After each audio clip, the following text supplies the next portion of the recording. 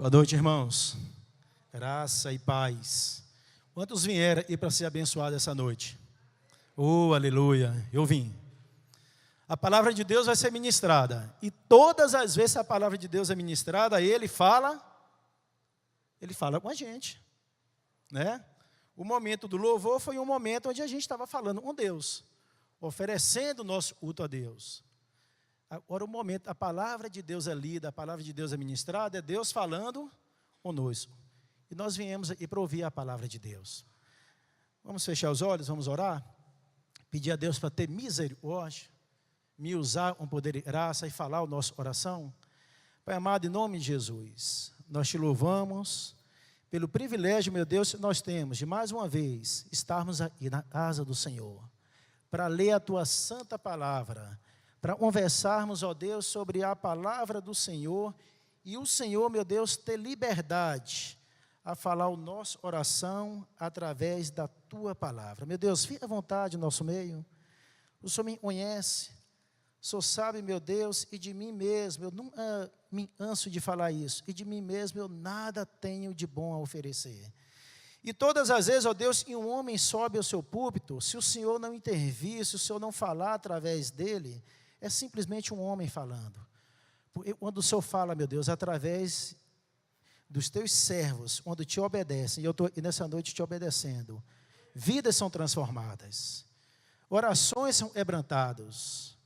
Meu Deus, só o poder do Senhor, só a intervenção do Espírito Santo para poder mudar vidas, transformar vidas, mudar direções, fazer, meu Deus, que o homem reconheça o seu erro, o seu pecado e se volte ao Senhor. Só a intervenção do Espírito Santo. E é por isso, Espírito Santo, eu te peço nessa noite, e o Senhor possa intervir aqui nessa noite. O Senhor possa sondar as orações e as mentes. Nós repreendemos desse ambiente todo espírito contrário ao Espírito do Senhor. E o Espírito Santo do Senhor possa ter liberdade nessa noite a falar as nossas orações. Eu te peço em nome de Jesus. Amém. E bom que você veio aí nessa noite. E bom que você se dispôs. E você está aí na internet. E bom que você se ligou também. Abra o seu coração, Deus vai falar com você. Eu estava preparando a palavra e Deus falou de uma forma forte ao meu coração para ministrar nessa noite sobre família. Aí alguém me disse assim, Sidney, algumas mensagens suas de vez em quando você solta sobre a família. Eu amo família. E família é projeto de Deus. Quando a família da gente não está bem, quando a gente tem uma família desestruturada, quando a gente está em uma situação e a nossa família não anda bem, desestrutura todo o caminhar do homem. Então por isso eu gosto de falar de família. E Deus é um Deus de família. Deus projetou a família. A família foi criação de Deus. Disse a palavra de Deus, não é bom que o homem esteja só. Aí ali Deus já planejou uma família, far-lhe-ei uma auxiliadora, ele seja idônea. E fez a Eva. Mas por falar em família, eu gostaria de falar primeiro da primeira família que houve na terra. Adão e Eva. Tiveram 2 filhos. Um assassinou o outro. Depois eu iria falar um pouco sobre o pai da fé, Abraão. Abraão esperou, tinha uma promessa de ser pai de uma grande nação, esperou um pouco, perdeu a paciência e pegou uma barriga de aluguel da época, uma serva de Sara, e tentou antecipar os projetos de Deus e os planos de Deus. Teve um filho, Ismael. E depois teve uma confusão na família, ele recebe da própria Sara uma mensagem, assim, uma ordem dizendo assim, Abraão, manda esse seu filho ir embora, manda sair da minha frente. E Abraão vê o seu filho no deserto, caminhando, até sumir lá em uma curva do deserto. Problemas na família. Noé teve 2 filhas, e um dia ele se embriagou, tomou todas, estava chapado, e suas filhas planejaram de dormir com ele. Samuel, o maior juiz da história de Israel. Samuel foi um homem, ele pôde chegar um dia para toda a nação e dizer assim: veja se há alguma coisa eu já fiz contra vocês. Se eu já roubei, se eu já tomei alguma coisa não é minha. E aquela nação não achou nada de errado na vida de Samuel. Mas os seus filhos não andaram segundo Samuel andou. Seus filhos não andaram nos caminhos do Senhor. E mais, Eli, sacerdote Eli, ele foi sacerdote por 40 anos em Israel. E a palavra de Deus diz que os seus 2 filhos, eles não andaram com o Senhor como Eli andou. Meninos criados na igreja, cresceram na igreja. Embora foram criados na igreja, eles não conheciam a Deus. Podemos falar de tantos homens de Deus, homens e mulheres de Deus, aonde tiveram filhos e seus filhos se desviaram dos caminhos do Senhor. Eu estou querendo dizer isso nessa noite.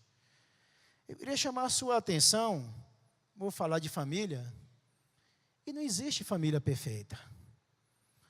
Nós temos vários servos e servas do Senhor, e por mais eles tentaram, por mais eles foram grandes homens e mulheres de Deus, a família deles não foi perfeita só por um motivo. E não existe família perfeita. A minha família não é perfeita. A sua família não é perfeita. Mas é a família que nós temos. É a família que Deus nos deu. Nós devemos pagar o preço pela nossa família. Nós devemos lutar pela nossa família. Nós não devemos abandonar nunca, jamais a nossa família. Às vezes um pai, uma mãe, e pisou na bola, e a gente tenta esquecer, tenta jogar para o escanteio, um filho, um marido, uma esposa. É sua família. Lute por ela. Lute pela unidade da sua família. Família é projeto de Deus. Ali no início, quando ela abriu, ela leu uns salmos e falou do rei Davi. E nós vamos ler hoje a palavra de Deus em 1 Samuel, capítulo 30. Abram, por favor.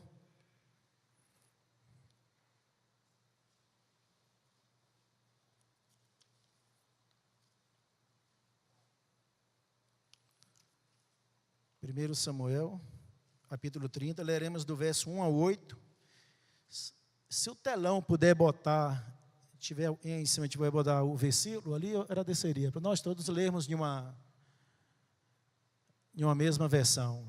1 Samuel 30, verso de 1 a 8, e depois, ainda no capítulo 30, verso 18 a 20. É possível? 1, 2, 3, não. Então vamos lá. Todo mundo acompanhando aí na palavra de Deus.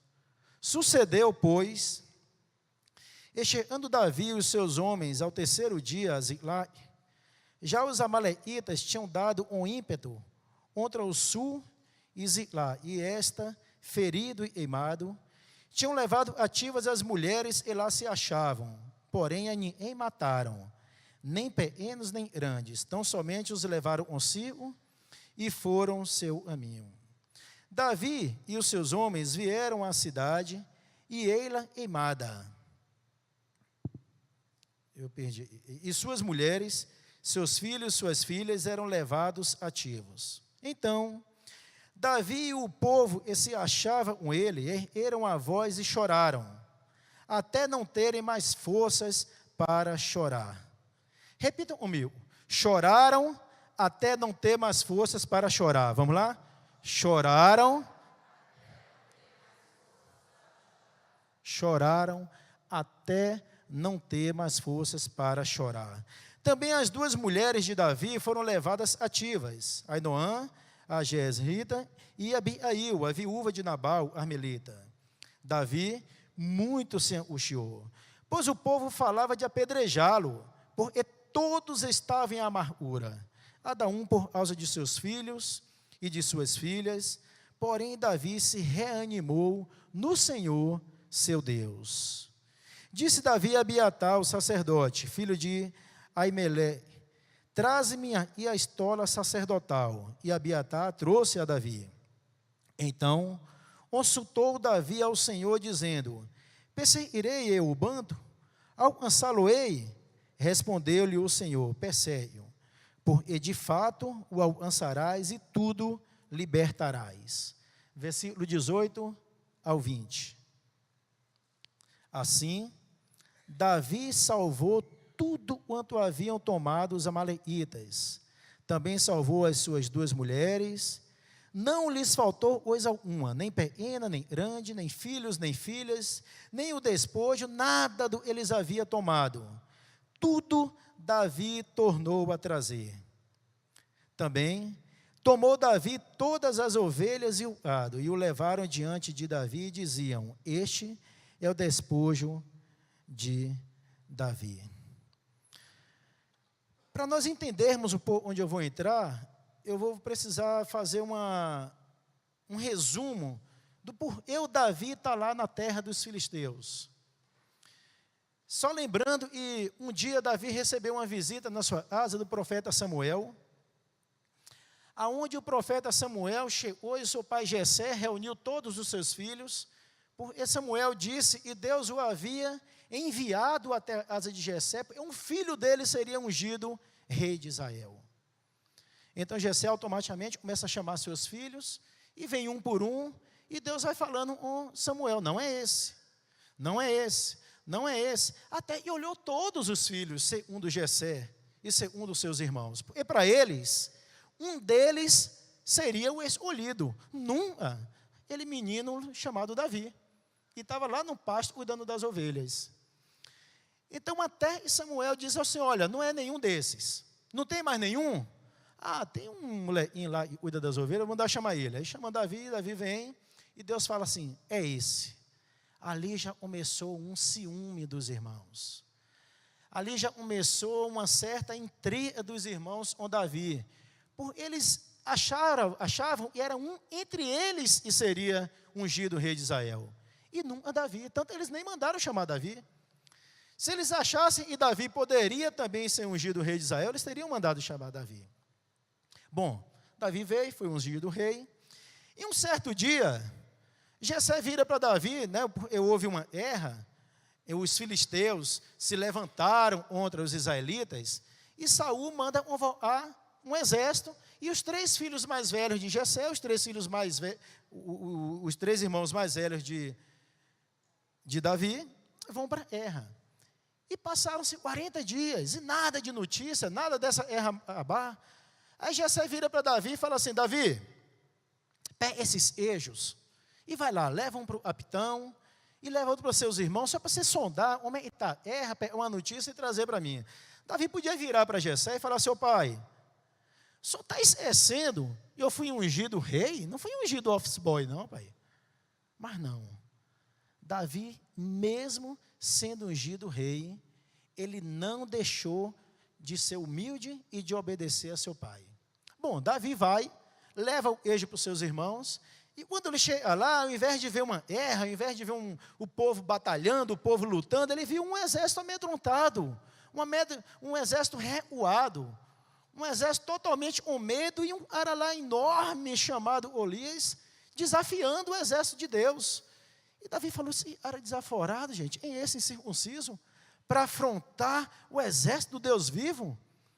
Davi vai até Saul e fala assim: o rei, principalmente quando ele ficou sabendo, e se ele vencesse, ele ainda teria a filha do rei como sua esposa. Opa, só, já está ungido o rei, ainda você genro do camarada? Tá bom demais.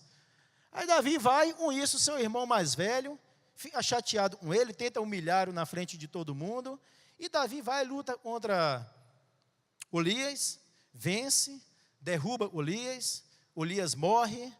Com isso, Davi passa a ficar mais próximo do rei. E o rei Saul começa a ter uma inveja enorme de Davi. a ponto de querer matar. Gente, olha, é família. Na família, o sogro de Davi iria matar. Não era um inimigo, não era um vizinho, e foi com raiva, um dia ele foi estacionar o cavalo dele, e deu um coice no outro cavalo, não. É o sogro dele, iria matá-lo, dentro da própria família.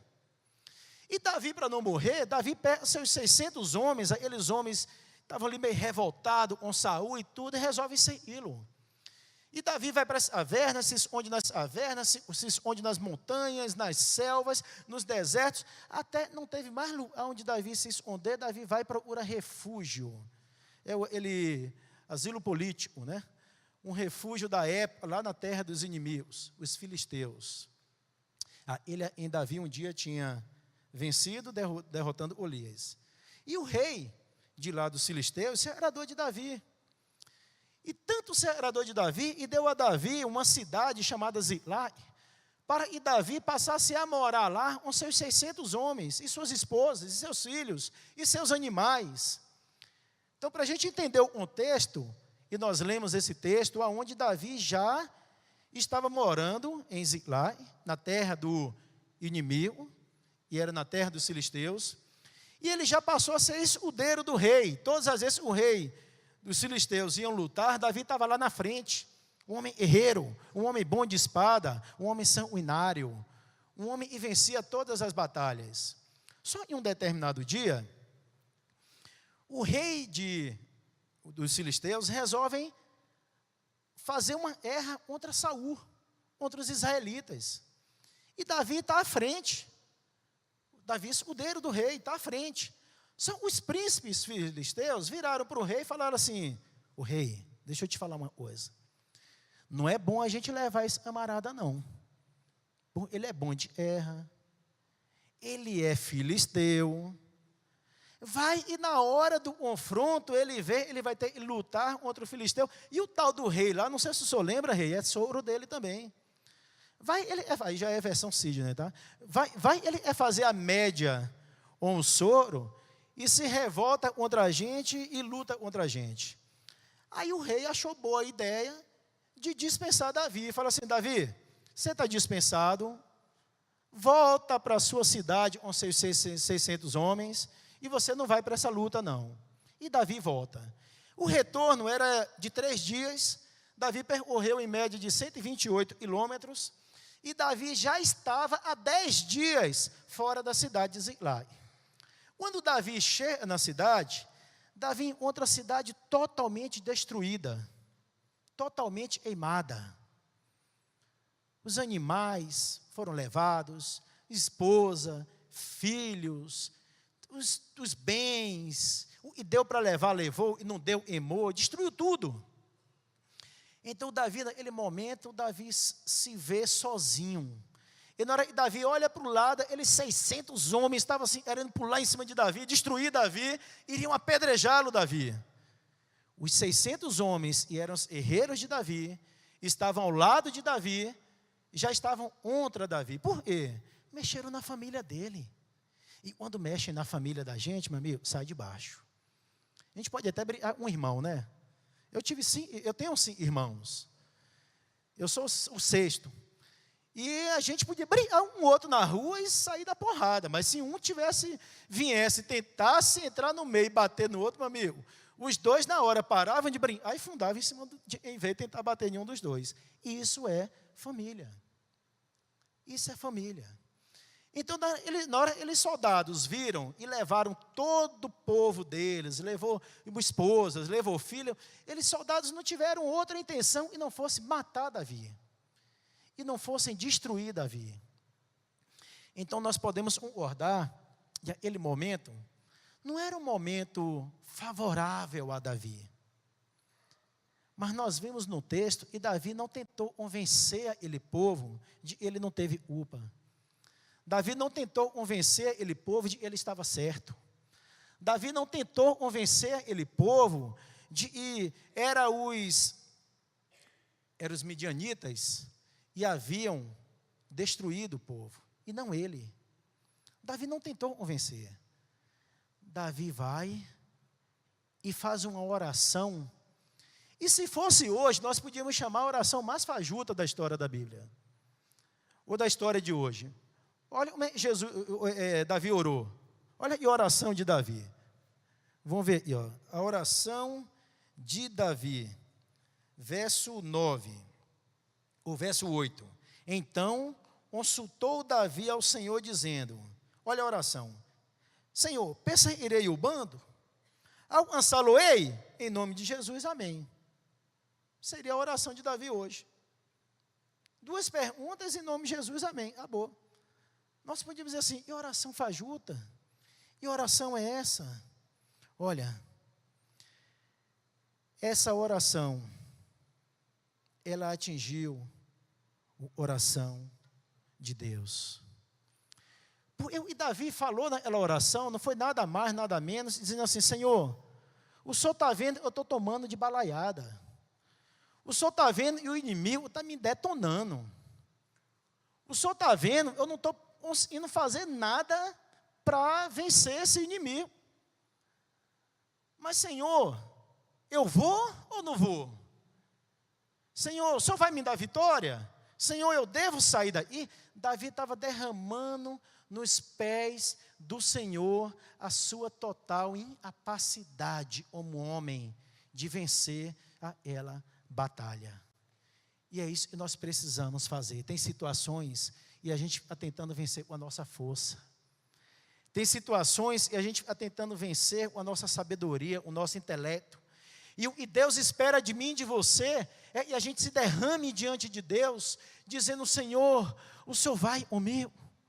Senhor, eu devo fazer isso. Temos tomado tantas decisões sem consultar antes ao Senhor. Por isso nós erramos. Por isso nós temos sofrido tanto. Davi consultou ao Senhor. E o Senhor disse, vai Davi, vai.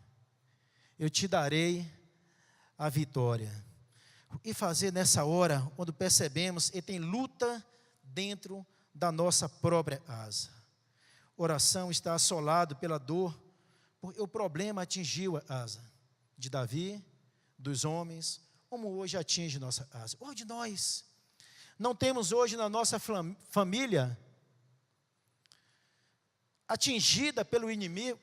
Às vezes não a família, pai, mãe, filho e filha. Às vezes só você fala, não, graças a Deus minha casa é maravilhosa.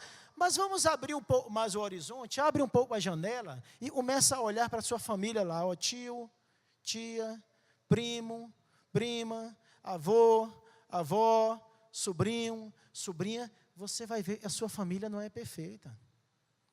Às vezes você achava que era, mas não é. Porque não existe família perfeita. E Davi viu isso. E Davi nos ensina, nesse texto, algumas verdades que nós precisamos aprender nessa noite. E a primeira delas, você deve lutar por sua família com os olhos lotados de lágrimas. Versículo 4. Então Davi e o povo que se achava por ele ergueram a sua voz e choraram, até não terem mais forças para chorar. Choraram até não ter mais forças para chorar. Tem pessoas que lutam até com ira, com raiva. Mas às vezes a nossa luta com ira, com raiva, não vai nos levar a lugar nenhum benéfico, muito pelo contrário, às vezes atrapalha mais ainda.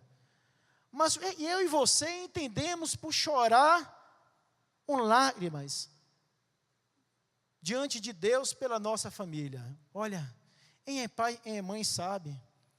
Quando um filho chora, lógico tem aquele choro, e a gente que é pai e é mãe sabe, ele choro para tentar ganhar alguma coisa. Ele choro safado mesmo. Mas tem aquele choro, e aquele choro é brantado, ele oração humilhado, aquele choro de total dependência, igual o pai, igual a mãe, e não estende a mão para ajudar um filho, quando vê o filho, aquele choro é brantado, aquele choro dizer assim, por favor, me ajude. Eu já usei todas as minhas forças, Senhor. Eu já usei todo o meu intelecto, tudo eu podia fazer, tudo eu podia planejar, tudo eu podia imaginar, eu já fiz, Senhor. Aquele choro de quebrantamento diante de Deus. É desse choro que a palavra de Deus está falando. Foi esse choro que Davi e os homens derramaram diante de Deus. E diz assim, choraram até não ter mais forças. Nós temos chorado dessa forma diante de Deus.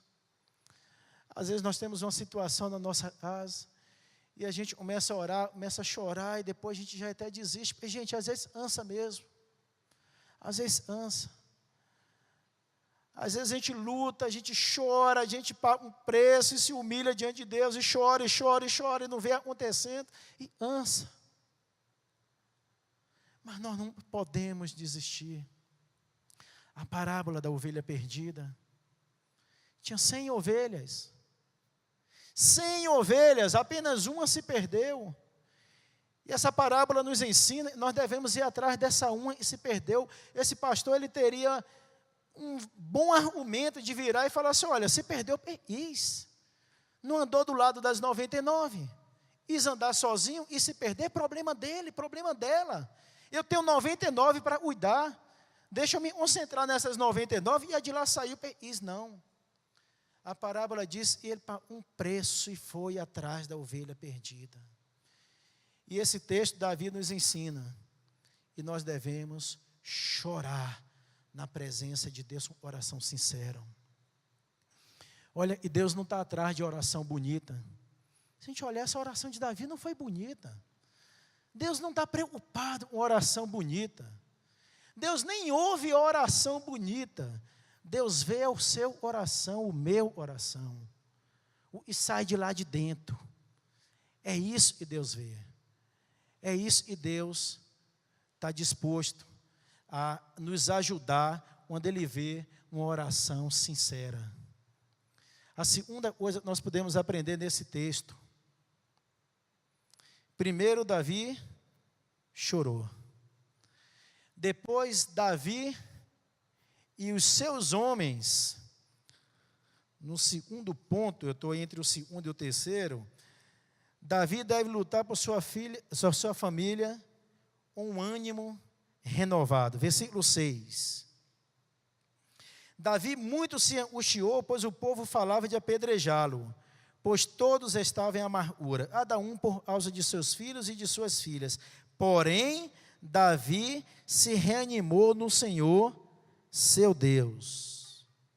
Esse porém, e antecede o nome de Davi, ele está dizendo para mim e para você, e apesar de, Davi reanimou diante do Senhor, ele voltou, ele buscou no Senhor, ânimo para as suas forças, apesar de estar sozinho, apesar de ter 600 homens querendo apedrejá-lo, apesar de estar em uma terra estranha, apesar de estar cansado, ele estava voltando de uma viagem há 3 dias, com certeza cansado, com fome, mas ele procurou ânimo, ele procurou reanimar o objetivo dele, e era de resgatar a família, porém ele buscou no Senhor. O texto não diz que Davi tomou uma posição de ânimo quando ele viu as coisas acontecendo. Não, na verdade nada estava acontecendo. Na verdade estava acontecendo sim, estava acontecendo só escuridão. Davi olhava e ao invés dele ver uma solução, ele só via escuridão. Ele só via trevas, ele não via uma resposta. Então nós aprendemos nesse texto, e para nós reagirmos, nós não temos que esperar uma luz, uma resposta de que aquilo começou a melhorar para a gente reagir. Por exemplo, o filho está nas drogas, poxa, eu não preciso ouvir meu filho virar e dizer assim, Davi nos ensina nessa noite, pai, mãe, eu estou querendo sair dessa vida, não. Para poder, o ânimo volta, meu filho está querendo sair, aí o ânimo volta, vou orar mais, vou buscar, vou jejuar, vou pagar o preço. Não, antes de começar a acontecer um sinal, Davi reanimou suas forças. A Bíblia não conta, não mostra como, mas a ponto dele conseguir fazer eles 600 homens que estavam ali revoltados, querendo apedrejá-lo, voltar para o lado dele. E a palavra de Deus diz: eles homens foram com Davi, perseguiram o inimigo, e eles lutaram contra o inimigo. No meio do caminho, em um riacho, 200 deles voltaram, e estavam cansados, e apenas 400 continuaram andando. Eu quero encorajar você nessa noite, meu irmão, a reanimar no Senhor seu Deus, em relação ao seu casamento. Às vezes você está com um casamento e você já está quase chutando o balde, quase jogando a toalha. Você já não vê mais o porquê você manter aquele casamento. E eu quero te reanimar nessa noite, a você lutar pelo seu casamento, a um preço. Quero te reanimar nessa noite, a você lutar pelo seu filho, a você lutar pela sua filha, a você lutar pelo seu pai, a você lutar pela sua mãe, a você lutar pelo seu irmão. Reanime-se no Senhor. Não espere as coisas começar a acontecer para você reanimar. Às vezes Deus vai te abençoar muito. Às vezes o seu casamento, e hoje e parece que não tem mais jeito, é um casamento fajuto, já acabou há muito tempo, vai ser um ainda e Deus vai usar para testemunhar a fidelidade de Deus em um casal, o amor e como se vive um casal, e abençoar muitos outros casais. Receba de Deus essa palavra e busque em Deus força para você lutar pelo seu casamento, para você lutar pelo seu filho, para você lutar pelo seu marido. Uma palavra de encorajamento. Às vezes a mulher chega em casa, ao invés de incentivar o marido, só joga ele para baixo. Às vezes o marido chega em casa, ao invés de valorizar a mulher, só joga ela para baixo. Ao invés de valorizar o filho, só critica. Ao invés de valorizar a filha, só critica. Nós precisamos mudar alguns comportamentos. Nós precisamos mudar alguns comportamentos. Às vezes Deus está para nos abençoar, para derramar bênçãos sem medida sobre a nossa família, mas o nosso comportamento tem atrapalhado o agir do Senhor na nossa casa. Reflita. Peça a Deus e te ilumine, peça a Deus e te mostre. E você precisa melhorar. Você não é seu marido, você não é sua esposa, você não é seu filho, você não é seu pai, é você. E você possa dizer assim: o que depender de mim, a partir de hoje a minha família vai ser mais feliz. E depender de mim, a minha família vai andar nos pés do Senhor e vai servir a um Deus vivo, a família unida na igreja, a família unida nos pés dos irmãos. E depender de mim, eu vou parar de criticar o outro, e eu vou olhar para o espelho, eu também tenho um defeito. Às vezes a gente fica olhando para o defeito do outro e não olha para o nosso próprio defeito. A palavra de Deus em Mateus diz que nós devemos tirar primeiro o arreiro no nosso olho, essa trave enorme no nosso olho. A gente fica enxergando o cisco no olho do nosso irmão, mas não enxergamos uma trave no nosso olho. Olha para o espelho. Você não é perfeito, não. Eu não sou perfeito, não. Para de botar defeito no seu cônjuge. Para de botar defeito na sua família e olhe para você. E conserte. Aí você vai ver Deus derramando bênção sobre a sua casa. Terceiro, você deve lutar por sua família. E para isso você deve orar ao Senhor, seu Deus. Versículo 8, diz assim: então consultou Davi ao Senhor, dizendo: perseguirei eu o bando? Alcançá-lo-ei? Respondeu-lhe o Senhor: persegue-o, porque de fato o alcançarás e tudo libertarás. A oração, eu já falei, não precisa de oração bonita. Tem uma história que conta de uma vovó, eu não sei se ela é verdadeira ou se ela foi criada apenas para enfatizar em uma pregação, algo que iria falar.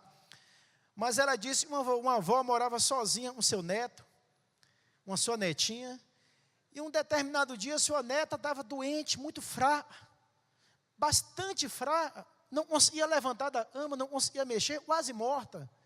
E ela morava em um vilarejo, e ela sai à procura de um médico, e ela vai no centro de saúde da época, e lá no meio do vilarejo, ela acha um centro de saúde da época, e conversa com um atendente, fala assim, olha, eu preciso que um médico vá até minha casa, minha neta está quase morrendo. E o atendente diz, minha senhora, não tem como ele sair daí, para atender as pessoas na casa. A sua neta tem que vir até o hospital.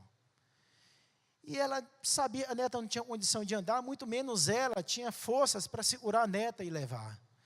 E ela volta para casa, porém no percurso de sua casa, retornando para o seu lar, ela vê uma porta aberta e percebe, é uma igreja, vê algumas mulheres ali orando, conversando, e ela entende que essas mulheres estavam conversando com Deus, ela não havia conversado com Deus, não havia orado.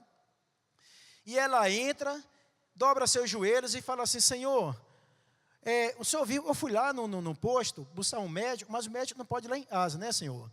Mas o senhor pode. Então, Senhor, gostaria, se o senhor fosse lá em casa, cuidasse da minha netinha. Senhor, ela está muito fraca. Olha, Deus, o senhor passa ela mercearia lá do seu José, e depois da mercearia dele, a primeira direita, só vê uma janela azul. Aí, na hora que o senhor chega lá, tem um tapetezinho vermelho na porta, eu escondi a chave lá embaixo. Aí, Senhor, o senhor pega a chave, entra, olha lá minha netinha, cuida dela, dá o remédio, se o senhor precisar, dá para ela. E na hora que o senhor sair, Senhor, não esquece de botar a chave debaixo do tapete, não. Senão eu não vou conseguir entrar, não. O senhor sabe que eu estou velho, não vou conseguir pular o muro, nem arrombar a janela, então não esquece de botar a chave lá, não. E a história conta e ela sai dali, vai para casa, quando ela vai chegando em casa, ela percebe que a netinha está na frente da casa, no quintal, brincando, correndo, pulando.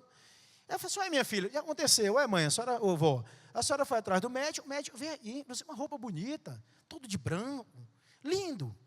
Ele entrou, passou a mão na minha cabeça lá na cama e disse, só filha, não preocupa não, você vai ficar boa. Pode levantar, você está curada. Avisa para sua avó, eu vou deixar a chave lá debaixo do tapete, tá? Ela pediu para botar debaixo do tapete. Então, ele avisa ela, eu não esqueci não. E ele pediu para falar isso para a vovó. Então, essa história, não sei se é verdadeira ou não, mas essa história ela é dizer o quê? Para mim e para você. E Deus não está preocupado com oração bonita. Deus está preocupado com oração sincera. Lute pela sua família. Derrame suas lágrimas diante do Senhor e conte para Deus a sua necessidade. Conte para Deus as suas fraquezas.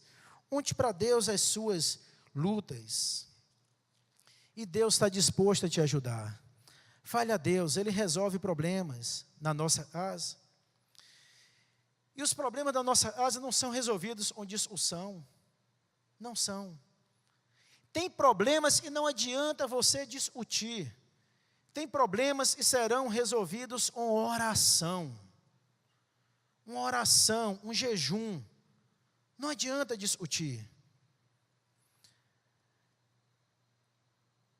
Quando você ora, sabe o que acontece? Deus responde. Deus faz, e quando Deus faz, ninguém pode impedir o seu agir. Então não desista da sua família. Lute por ela com lágrimas, com ânimo e oração. Agora lute por sua família, entrando literalmente num campo de batalha. Porque veja nos versículos 9 e 10, Davi, ele não simplesmente ora. Partiu, pois, Davi, ele e os 600 homens que com ele se achavam, e chegaram a um ribeiro de Besor, onde os retardatários ficaram.